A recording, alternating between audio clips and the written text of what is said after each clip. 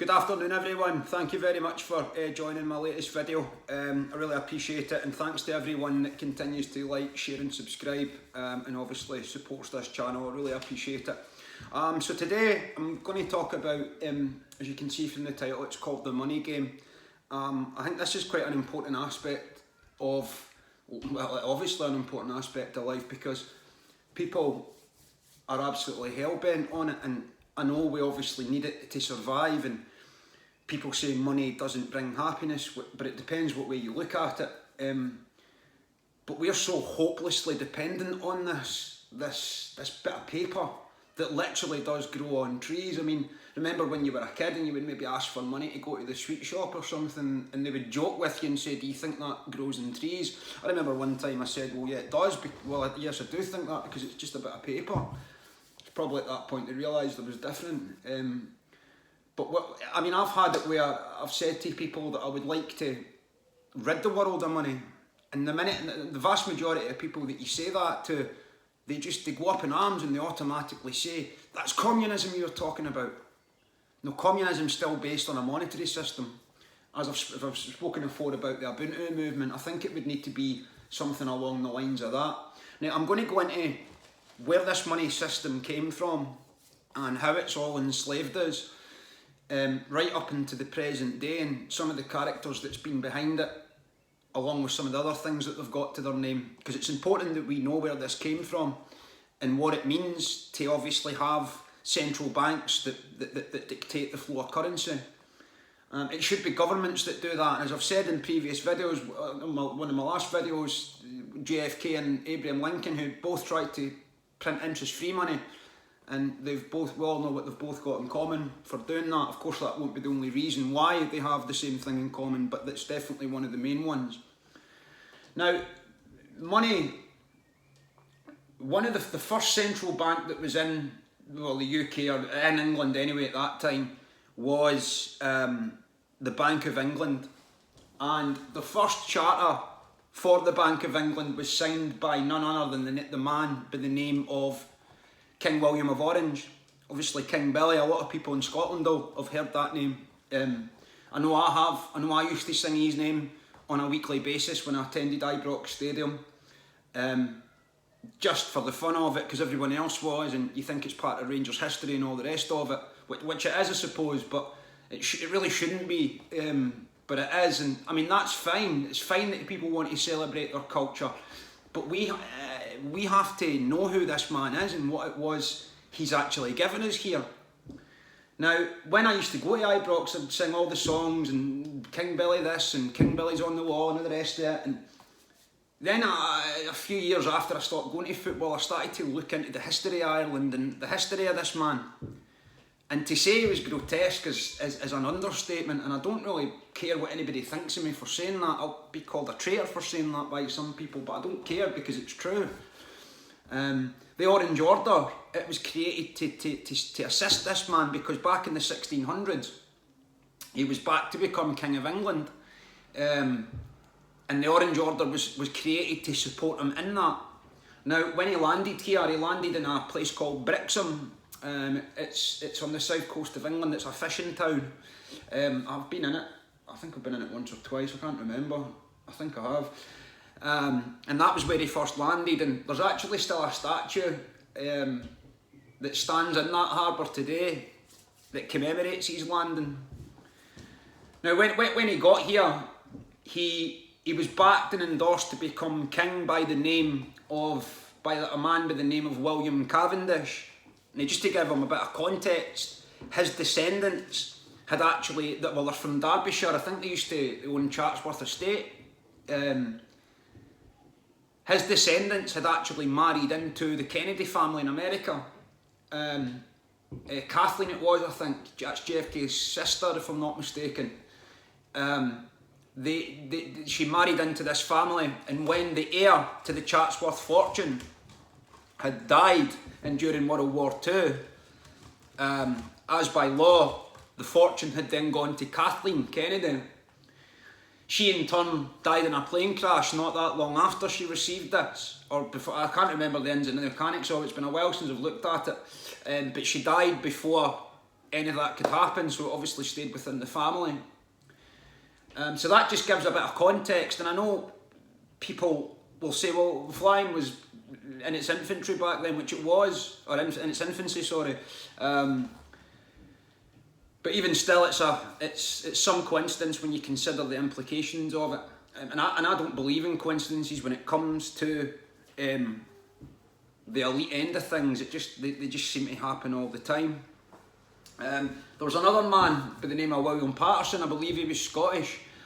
He tried to, after King William had signed the Charter for the Bank of England, to start lending money or paper money and charging interest on it that doesn't exist. And I'm going to go into how that works, because I've actually been reading a book recently that it's brilliant how he explains it out, and I'm going to read it to you later on in this video. Like I was saying there, yeah, William Patterson, when William had signed the Charter for the Bank of England, he had proposed it to Parliament to start lending money, fiat money as it's known now. And they had initially rejected of it because they seen where it was going to lead, or where it could lead. Because of the system and the way it's set up, it's ripe for manipulation, and you'll see that at the end of this video. The Parliament had initially rejected it, but because there were so many conflicts that Britain were caught up in at the time, they needed money to pay for it. And the way that they were swayed to accept these loans was that they didn't actually have to give back the principal, only the interest. And people say to me, well, surely that they're going to lose money from that. Well, absolutely not, because they wouldn't lose anything from it. Because they're giving out paper money that's valued at many times in excess of what it's backed by.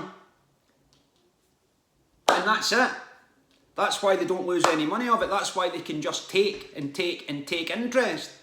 Because they're inflating the value. It was 5 times its base value at the time. Banks now, through the fractional reserve lending system by law, can now lend 10 times what they have on reserve.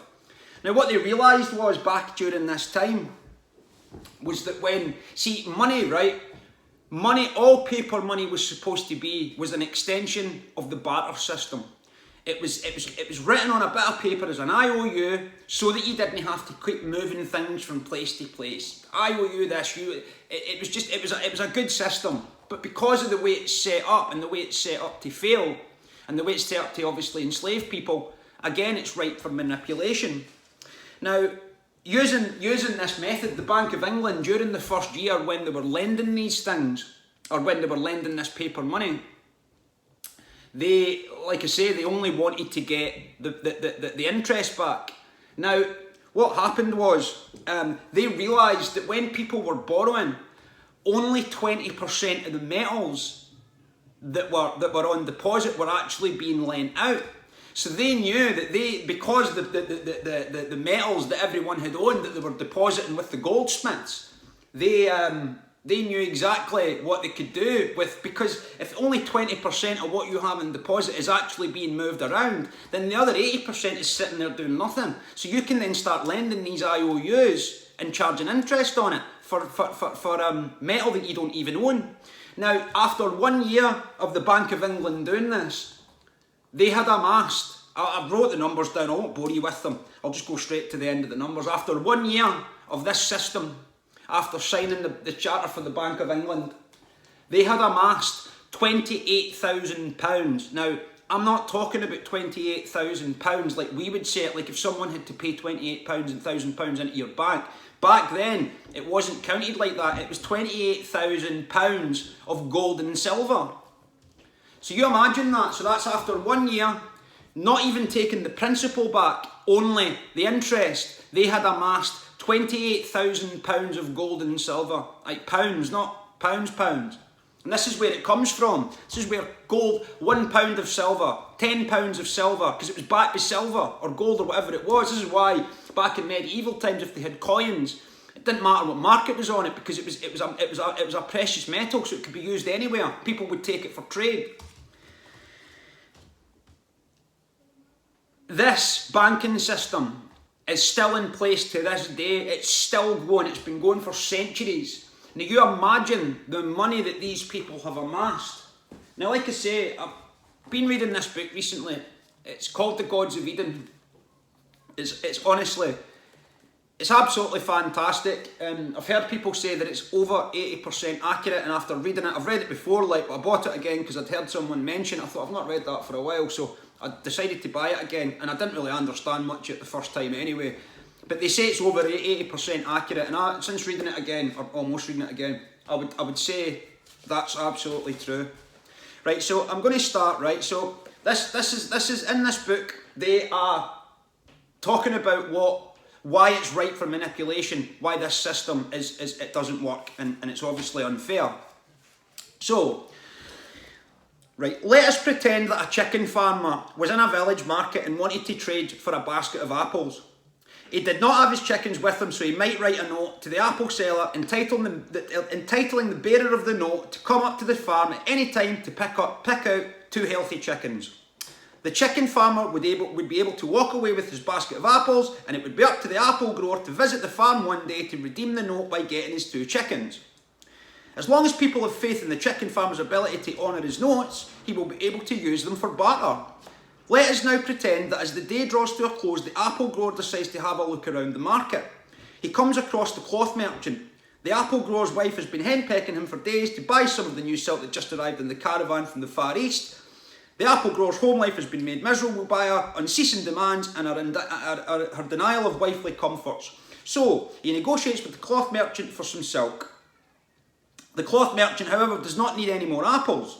So the apple grower, remembering that he has a note for 2 chickens, asks the merchant if the merchant needs poultry. The merchant says that he does, and the apple grower gives him the note for 2 chickens in exchange for silk. It is now up to the cloth merchant to trudge on up to the chicken farm to redeem the note. The chickens themselves have never left the coop, yet they have exchanged ownership twice in one day. This type of exchange was all that paper money was initially created for, but do you see the temptation that it can open up? If the chicken farmer knows that some time will pass before he must redeem his notes with actual chickens, or that some of his notes will circulate forever and never come in for redemption, he may be tempted to issue more notes than he has in actual chickens, thinking that he will be able to cover all the notes by the time they come back to him. Temptation now gets the best of the chicken farmer. The chicken farmer has a big family get together coming up, and he wants to impress his in-laws for once by putting on an opulent feast. Down to the market, he goes where he writes notes for chickens not yet hatched and stocks up with an abundance of goods from other merchants. Several things can now happen. The chicken farmer will get away with it if he is always able to meet the demand for chickens when his notes come in for redemption. Another thing that may and often will occur is that he has so saturated the marketplace with his chicken notes that most people just do not want any more of them. So he must offer ever more hens for each trade to make people feel that it is worth their while. He is now writing notes for 2 or 3 chickens in exchange for items for which he previously had to issue single chicken notes. As these chicken notes circulate, they become less and less valuable because there are so many of them. A vicious spiral ensues. The more notes the chicken farmer issues, the less valuable they become, and the more he has to issue in order to get what he wants, because that's the way it goes. This is known as inflation. Now comes the worst part. With more and more notes outstanding, an increasing number of notes will start coming in for redemption. Soon the farmer will see that his true wealth, which is a supply of chickens, is becoming rapidly depleted, even though only a small portion of his outstanding notes have come back. To preserve his chickens, he must decrease the value of his notes by declaring that the outstanding notes are now only good for half of what they say. This is called devaluation. Since the farmer may find it difficult to admit that he had issued many more notes than he had chickens, he may try to save his reputation by lying, such as by saying that a fierce chicken plague had wiped out half his flock, that will probably not prevent him from becoming very unpopular. Public faith in his notes will be destroyed. He will either have to revert straight back to barter, or else he would need to acquire someone else's notes in order to continue trading in the market. So, as we can see, paper notes or money are rooted in actual commodities and are meant to be an expression that the creator of the notes is something valuable to trade. In contrast to notes or coins, which function somewhat differently, metals have always been considered valuable, and so pieces of metal were convenient trading tools. Now, the last bit I've just explained to you That was just a kind of make-believe story, but this is actually, what I'm going into now is actually what actually happens, or what actually happened. Metals have always been considered valuable for obvious reasons, so pieces of metal were convenient trading tools. Metal pieces were imprinted with various designs, thereby becoming coins, and their metallic purity was guaranteed by the imprinter. Coin values were initially determined by the quantity and purity of the metal contained within the coins, as I've just explained. Gold was a rare and popular metal, so coins made from gold were more expensive, still are, and had a higher barter value than, for instance, copper coins. Metal coins became a popular tool of barter because they were durable and quantities could be controlled, of course. They did create some problems, however. Realistically, people were only trading pieces of metal for other goods. This created a disproportionate emphasis on metals. The acquisition of people and such obsessions tend to drain away energy better spent producing other valuable goods and services. The system also gave a disproportionate amount of power to those who possess large quantities of coined metals, even though other commodities such as food are ultimately more valuable. That's what I think. I don't see why it can't be backed by food, because food's something that you're always going to need. Obviously, it fluctuates how much you need, but it should be backed with something along that, because it is valuable. It's something that you're always going to need. The person with the coin metals could immediately acquire any good or service, but a farmer first had to go through the intermediate step of exchanging his product for coin or coin metal before he could have the same spending flexibility. Coin metals merged with paper notes to create the foundation of our modern money system in the 1600s, as I've just obviously said there. Now, who laid this? See, this is where this book differs from the truth. This is why it's only about 80% accurate, because it says here that who laid this foundation were reportedly the goldsmiths, but it wasn't. It was Prince William of Orange, backed by the secret societies of the world, manipulated onto the throne of England so he could do it.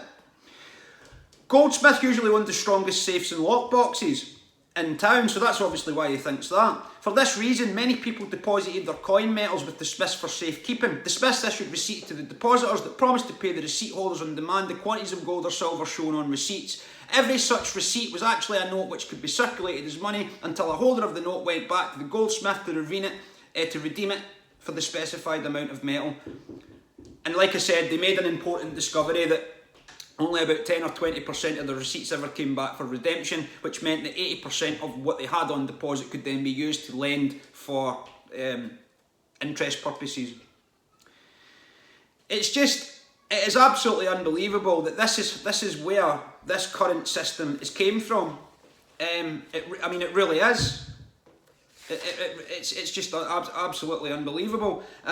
Paper was easier to carry than bulky coin, and people felt safer holding receipts in lieu of actual gold and silver, of course. The smiths realised that they could lend out the unredeemed metals and charge interest and thereby earn money as lenders. In making such a loan, however, the smith would try to convince the borrower to accept the loan in the form of a receipt instead of actual metal, of course. The borrower could then circulate that note as money. As we can see, the goldsmith has now created money. His receipt's just a bit of paper. For double the actual quantity of the metal he has in his safe. Like I say, it's 10 times now.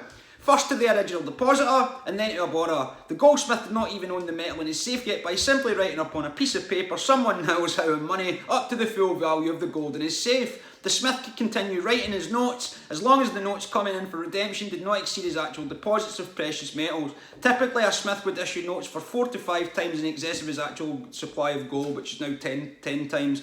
As profitable as this operation may be, and of course there's some pitfalls, because if everyone came in to redeem everything at once, it fell apart. However, if you were smart and you weren't greedy, you could make a lot of money from it, which they did.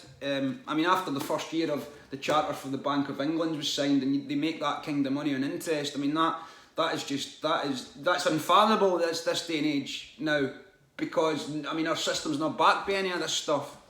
It's called The Gods of Eden, and it was written by William Bramley, and it's just a book about, he wanted to find out where warfare came from and why it started and why we're so quick to use it, and what he ended up finding was that it wasn't actually humans that were behind that.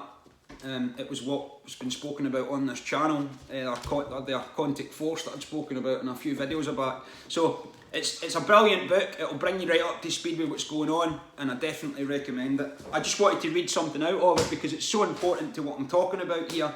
Now, back, it used to be that you could go to the banks, and obviously you could trade and get your gold, or you could get your gold and lift it out the bank. Sadly, the banks don't have any gold anymore. And actually, fiat money is what is running this system right now. And it's a type of currency that's not backed by any precious metal, nothing at all. It has no value whatsoever, intrinsically or otherwise. It only exists as a currency, and it only has value to it because the individuals, i.e. us, believe it does. That's it. It's the same with diamonds. Diamonds are just pressurised carbon. That's just a bit of coal that's been held under pressure. But yet, because the beers, they hoard the diamond supplies of the world, everyone thinks they're so expensive. We just believe it's expensive, so that's why they're expensive. It's the same with this money system.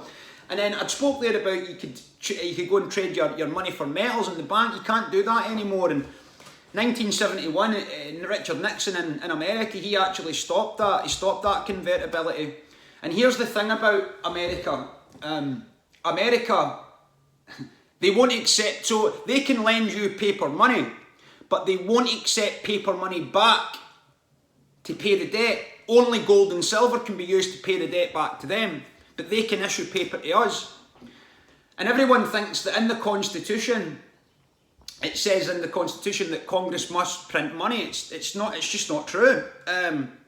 It just isn't true. It doesn't actually say that. I've actually got it written down because I looked at it, at what it said.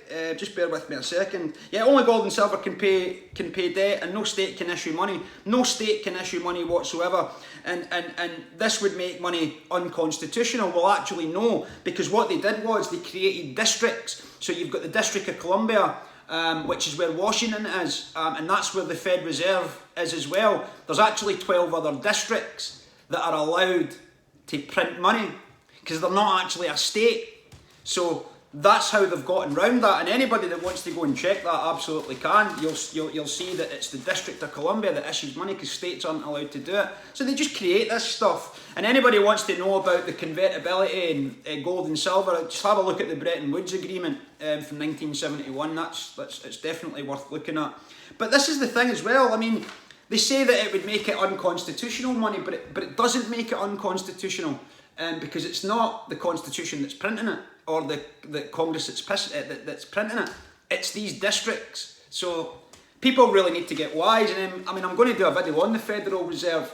The Federal Reserve was created by the Warburgs. Now, you can't really talk about banking without talking about the black nobility.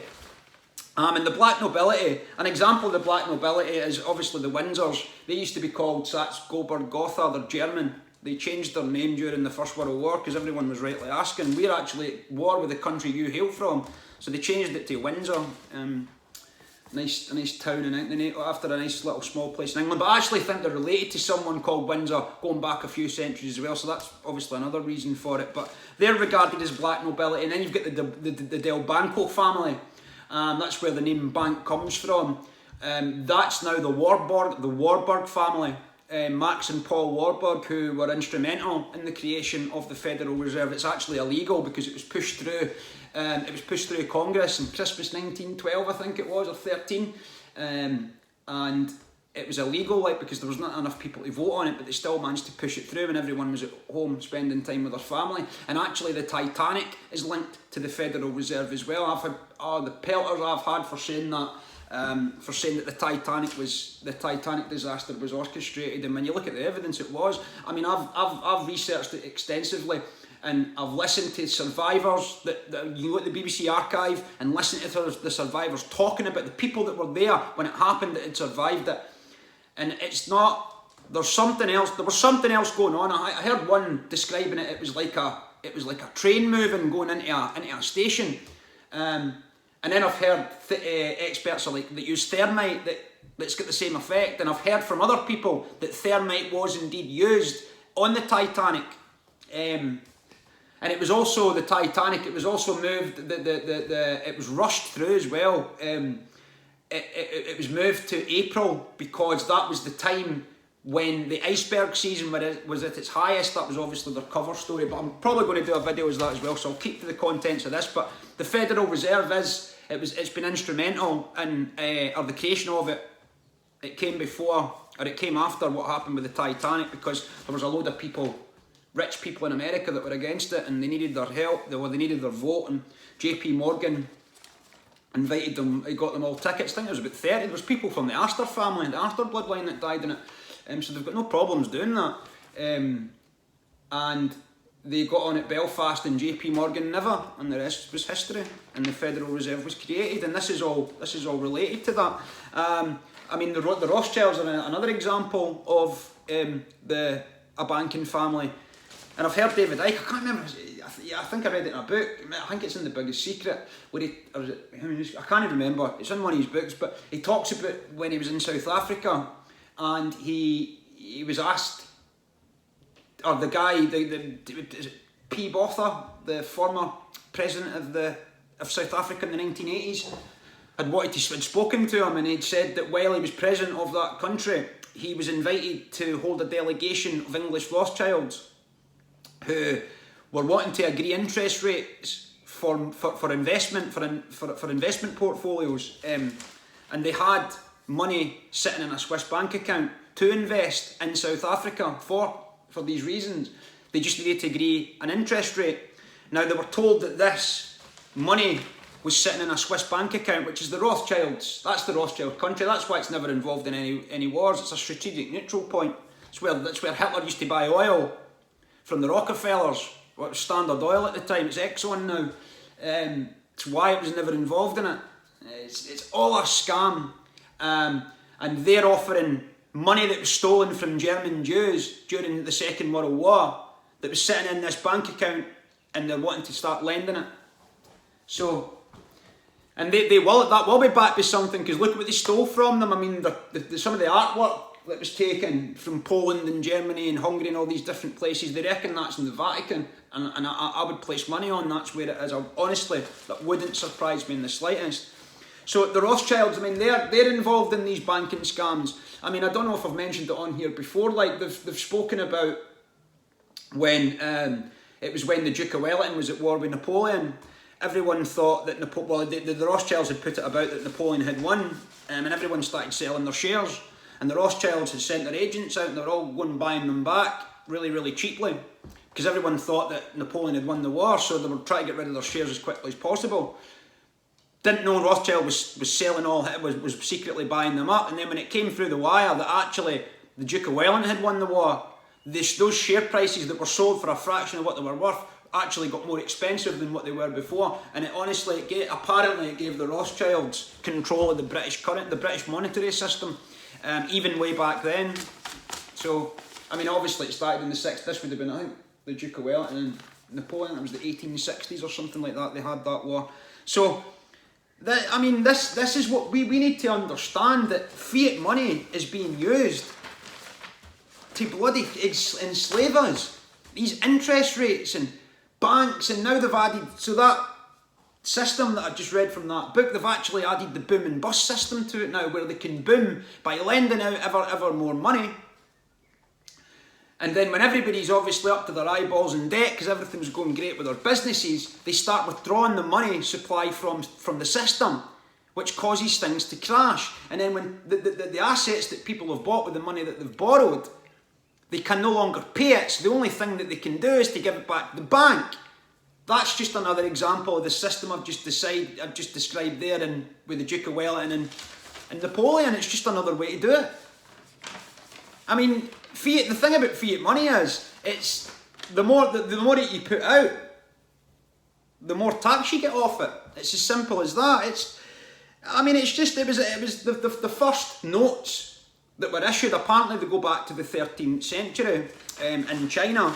That was the first. That's probably one of the earliest examples I could find from it.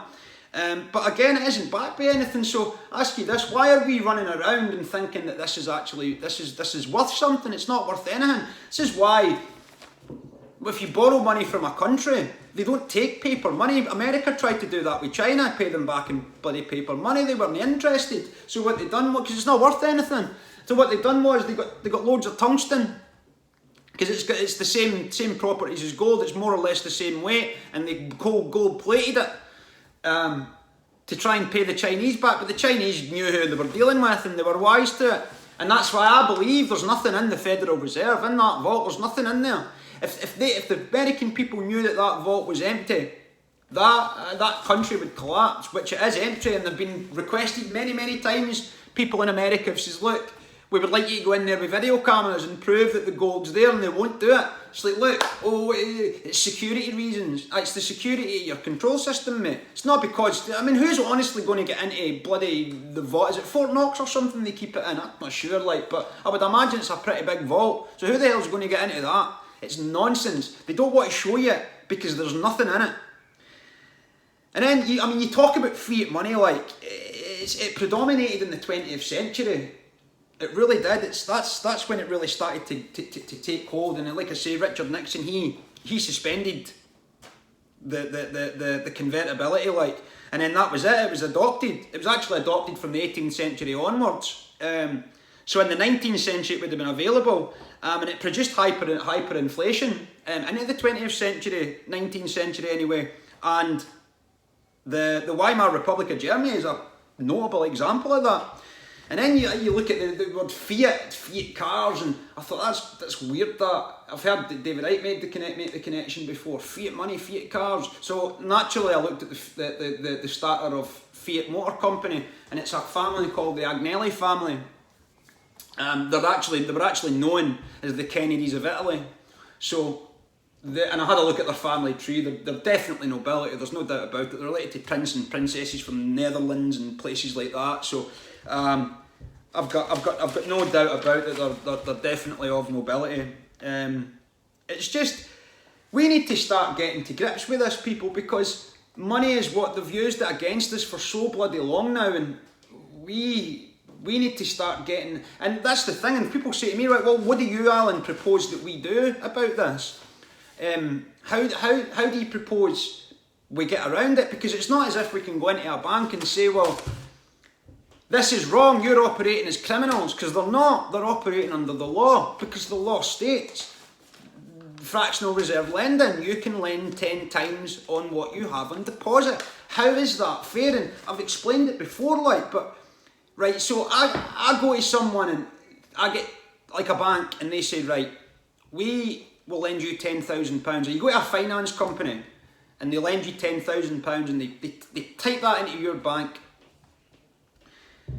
I'm with the Bank of Scotland, so that would mean that £10,000 that goes into my bank account, that's 10 grand they have on reserve. So they could lend 10 times that. So then 10 other people come across and they can lend 10 times that, and that goes into their banks. Some of them might be the Bank of Scotland. They can then lend 10 times what they've lent. It's so hard to get your head around, because it's so astronomical on how things can accumulate very, very quickly. It's very, very quick how they accumulated that wealth, and we're all walking around thinking we've got no power, and they've got all the power. It's all their money. It's all their gold. This is why they were buying everybody's gold up back in like 2008, 2009 after the recession. I would imagine that'll have something to do with it. Try to buy everybody's gold back that they had on reserve. I wonder how much they got out of that, because that's what they used to back money, obviously. And it's just, I just want people to know what's going on with it, and I want people like. I've got no problem going to Ibrox and all the rest of it and singing songs, but I mean, how can people sing about King Billy? I mean, I ask you, Rangers supporters, after hearing what he's been behind with regards to enslaving people through the banking system, is he still on the wall? Because he shouldn't be. And I'm sorry, I've had great time supporting Rangers. It's a football game. It's still that other nonsense shouldn't come into it. And we need to start educating ourselves about who these people really are, who the Orange Order really is, and what it means for this world, and who they're connected to, and why even the conflicts in Northern Ireland could have been avoided. They pitted two people off against each other, two people that were essentially the same. They just looked at things slightly differently. And it's so wrong, because the way Catholics were treated in the 60s was wrong. Like, it's just wrong, and I don't mind saying that. And I would imagine there was times where the Prods got treated not fair as well, and that's tit for tat. But who loses? We do. Who wins? They do. The Northern Ireland conflict, there's a lot more to know about that, and I've always said that, see if you could unite the people of Ireland, all of them, I think you could unite the world, because we need to realise that, right, yeah, okay, we've got different coloured flags, even though we live across the road from each other, they live across the street from each other, but it's more or less the same religion you're believing in. It's just that we're being told by the state, you need to be against each other, and the state done it as well. And one of the ways is, it's no wonder Catholics back in the 60s had protested, because I would have protested if it was me. It wasn't that you could get one house, one vote. It was one person, one vote. It was one council house, one vote. And the Protestants controlled the allocation of council houses, which meant they could just give it to Protestants, and that would give no Catholics votes. That was 20th century Ireland, UK.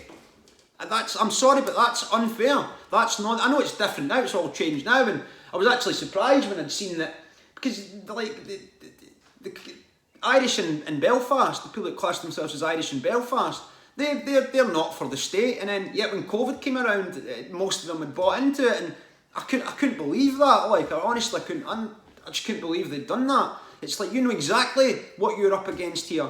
You've always known. But you've wore that, because I'm not saying the Royals were directly behind it, like, but it's the same, these same networks. Like I said earlier in the video, the Orange Order was created. It was created to support King William, to come to this country and be king, and enforce the first central bank, which is, again, it is the reason we're in this mess. It is one of the reasons we're in this mess.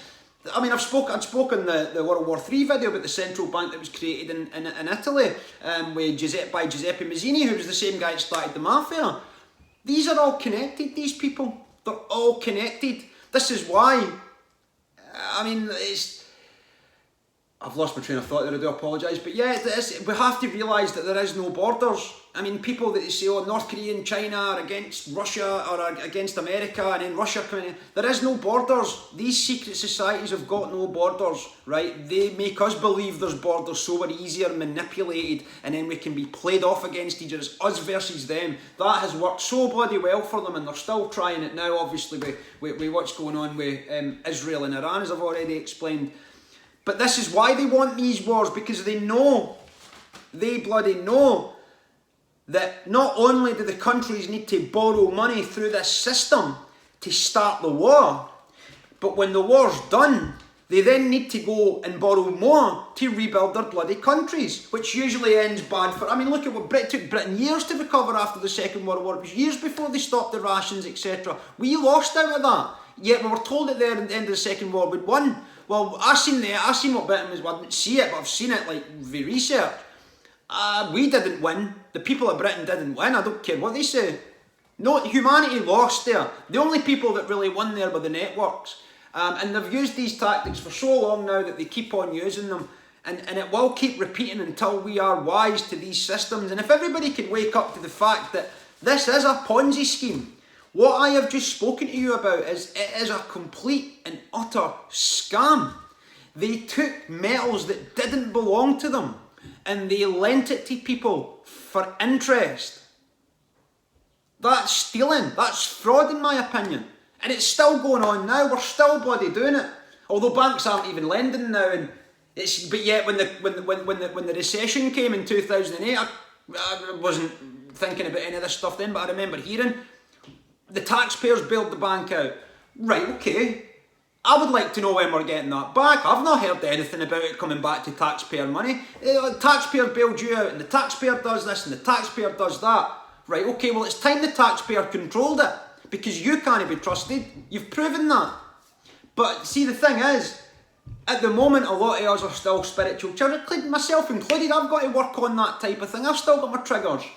And until we can start growing up and taking responsibility for the system that we have ultimately created, because we are part of it, then I don't see us. I see us running on the hamster wheel. But that's the thing. We're running on a hamster wheel. They aren't. They're working towards an agenda now. All these networks, they don't all get on. In fact, a lot of them hate each other. But they know that they have to... yes, they fall out and there's infighting. But in the end, they're always reminded, there's one goal here, us taking over humanity. Because if we need to stick together and we need to start taking a leaf from their book, because that's why they became so successful. They might not like each other, a lot of them don't, as I've just said, but they still work together for the goal of taking over this planet, because they know they're all in agreement with that. Now, if we can all get an agreement, Catholics, Protestants, Muslims, Christians, Jews, that yes, we're not always going to agree, but we want the common good for everyone, so that we don't have to be walked into wars and poverty and famines and starvation and all the rest of it. If we could just agree that we don't want that, then surely we would find a way to work together to prohibit that from happening, and thus painting a better picture and building a better world. Instead of saying, well, no, I'm not intelligent enough. I need these networks to think for me, or I need the government to think for me. Like with the vaccines, people were saying to me, oh, I don't know what's in KFC ingredients, and I never questioned that. Well, KFC isn't instantly killing people, but you go ahead, mate. It's ridiculous. They're basically saying I don't need to do any thinking because the government's done it for me. And I know a lot of people would have wished that they never done that now. And I wish they never either, and I wish I could turn the clock back. Unfortunately, we can't. The good news is, for the people that are still here and breathing and feeling like they want to do something about it, then we need to get to work and we need to start reading. It's the only way you're going to become articulate and learn about things, because you're not going to get it through the TV. I used to have arguments with guys all the time like, oh, that's bullshit, that's nonsense. And it's like, look, mate, what I've just said to you, you're not going to get it through a telly. And because of that, you think it's shite, but it's not. So, there's no winning with people like that. There's no point arguing with people like that. All you can do is say, look, this is the way it is. This is what I've done to try and change my life. You can also do the same regardless of what you've done. If you choose to do it, great. If you don't, I can't force you. And that's where I'm at with it at the moment. That is honestly where I'm at with it at the moment. I mean, I have had a trying hard couple of weeks. I'm back to myself now. I've set a live for tonight as well. I don't know if this video will be uploaded by the time that's been conducted, but it's been trying times, and obviously life is what happens to you when you're making other plans. And I was going along great, getting my 2-3 videos in every week and live, and then life comes along and scuppers it for a bit. That's it, that's the way it goes, and I'm sensitive to that for anyone that's going through that any troubled times just now, and they can't find it within themselves to maybe try and read a book or whatever like that. And I know people are struggling for money as well, and they maybe can't afford to buy books, but if you go to World of Books, they've got loads of used ones. I mean, I got that for £3. So the resources are out there if you want to find them, and I encourage everyone that they do that, because it's just, when you've got clarity, it's just, life's better, it's just easier. Yes, it's shite, yes, it's a shit show, but at least you know why it is. Most of the people are sitting looking out their window, oh, it's a shit show, mate, you're right, but why is that? Start reading books and you'll find out. And you'll get, I mean, I used to get told the truth will set you free, and then someone had made it a little bit more argued. Yes, it will set you free, but first it'll piss you off. And that's absolutely true, and it should do. It should do, because it means if you're angry and you're annoyed about it, it means you're thinking and you're looking at the events of the day with 2 eyes and 2 ears. And that's what needs to continue.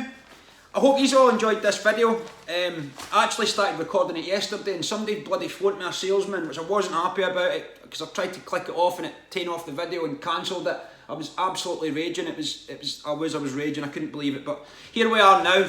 Like I say, I would just like to thank everyone again for continuing to watch videos and support me. It's honestly, I can't tell you how grateful I am to every single one of you, and I'll continue to do this as long as I can. Some weeks you hit a block with content, and I really do appreciate people telling me in the comments just to keep going.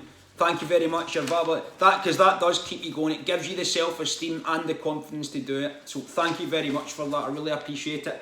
I want to wish you all the best, and I hope to see you on the live. You look after yourselves, and I'll see you on the next one.